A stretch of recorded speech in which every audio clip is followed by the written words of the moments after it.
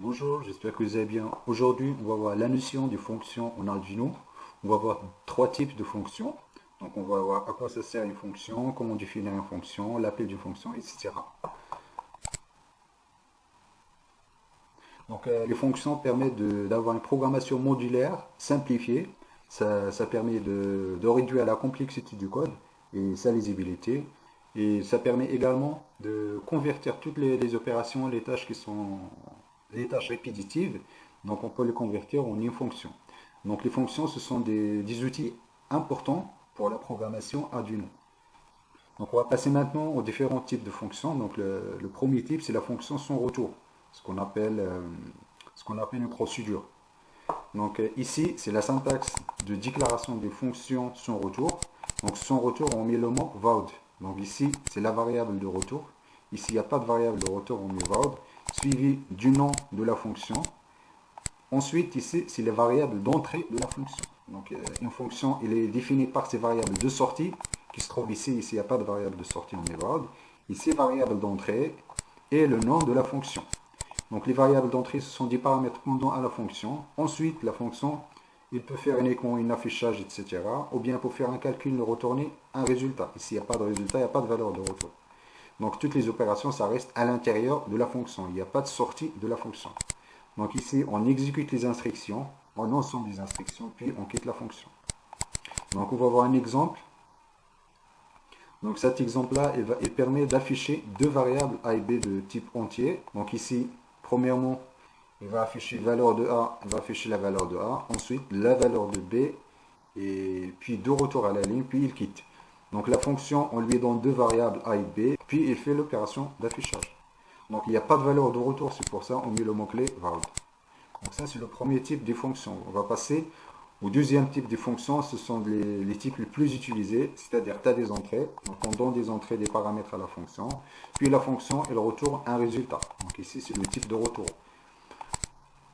Donc automatiquement, à l'intérieur de la fonction, il doit y avoir une variable, ou bien plusieurs variables, du même type de retour qui est le résultat de la fonction. Donc à la fin, il faut bien utiliser à la fin return value, c'est-à-dire la valeur de retour. Et la valeur de retour doit être de même type du retour de la fonction. On va voir tout de suite un exemple. Donc ici, c'est une fonction sum2int, une fonction qui permet de faire la somme de deux entiers. On donne à la fonction deux entiers a et b, ensuite la fonction retourne le résultat de type entier. Ici, le type de retour, c'est int. Donc automatiquement, à l'intérieur de la fonction, on va déclarer une variable de type int, doit être de même type du type de retour de la fonction. Donc on va effectuer la somme, ensuite on va utiliser return sum. Donc ici, on donne la fonction a et b, puis la fonction, elle retourne les résultats a et b.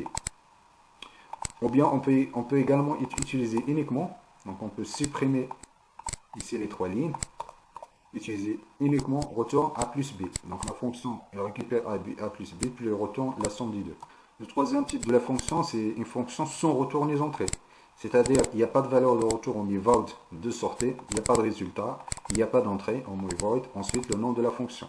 Puis la fonction, elle va exécuter les instructions. Donc lorsqu'on fait appel à la fonction elle exécute les instructions, puis il quitte. Donc il ne retourne pas de résultat. On va voir par exemple un exemple ici.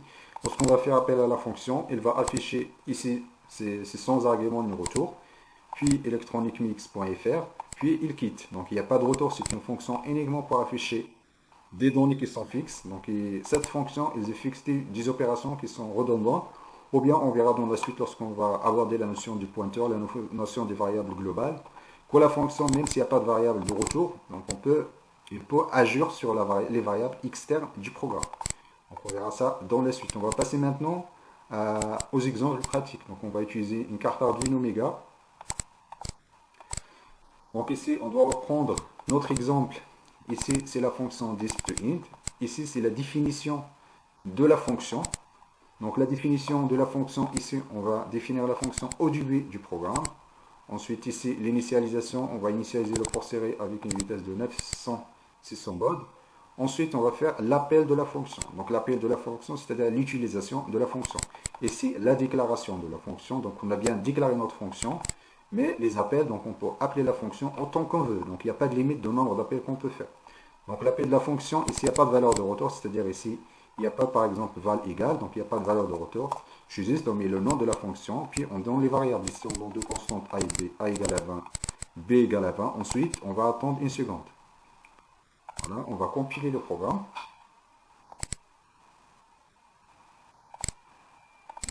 Voilà. Donc ici, donc la fonction ce qu'il fait, donc on appelle dans la valeur 10 et 20, puis la fonction, elle retourne valeur de a égale à 10, valeur de b égale à 20 en boucle. On va passer maintenant au deuxième exemple.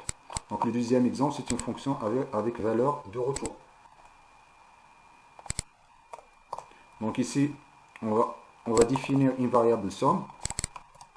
Donc on va déclarer une variable somme de type entier. Pourquoi entier? Parce qu'il doit être du même valeur de retour de la fonction.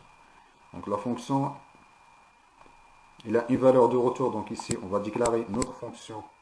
Donc ici, donc le choix de l'endroit, on peut déclarer la fonction. Soit on met au début du programme ici, soit on met à la fin. Donc ici, on a choisi le choix de mettre la fonction à la fin. Moi, je me sens à l'aise de mettre toutes les fonctions à la fin du programme. Du coup, donc cette partie sera réservée uniquement pour les variables. Toutes les fonctions, je le mets à la fin du programme. Donc ici, c'est plus pratique. Donc là, la deuxième fonction ici, int, donc elle récupère a et b, puis elle retourne le résultat. Donc on va récupérer le nom de la fonction. Donc voilà, donc somme égale somme de int, on va mettre 100 et 10. Ensuite, on va faire l'affichage. Donc ici, on va effectuer la somme. Donc on va faire l'appel de la fonction somme de int et également l'appel de la fonction de l'affichage. On va calculer la somme, puis on va afficher la somme. Donc ça permet d'utiliser deux fonctions en même temps. On va passer au moniteur série. Voilà, ici le A pour nous, donc c'est la somme, c'est-à-dire 100 plus 10, ça fait 110. Le B c'est 100. Donc on affiche bien la somme 110 plus 100. On va passer maintenant au troisième type de fonction. Donc on va commenter cette partie-là du code. Et on va passer à la suite. C'est une fonction sans retour. Sans retour, c'est-à-dire on ne met rien ici. Donc il n'y a pas de valeur de retour. Donc il n'y a pas d'entrée. Donc on ne met rien, donc on laisse ça. Donc on fait juste appel à la fonction. On va compiler le programme, transférer le programme. Puis on va passer à l'affichage. Voilà. Donc c'est une fonction d'affichage. Donc l'endroit où vous allez mettre donc les fonctions, donc il n'a pas d'importance, soit au début du programme, soit à la fin du programme.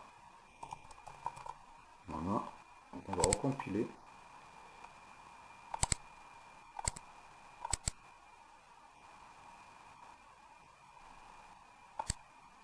On arrive à la fin de la vidéo. J'espère que vous avez compris le principe. Je mettrai tout le code.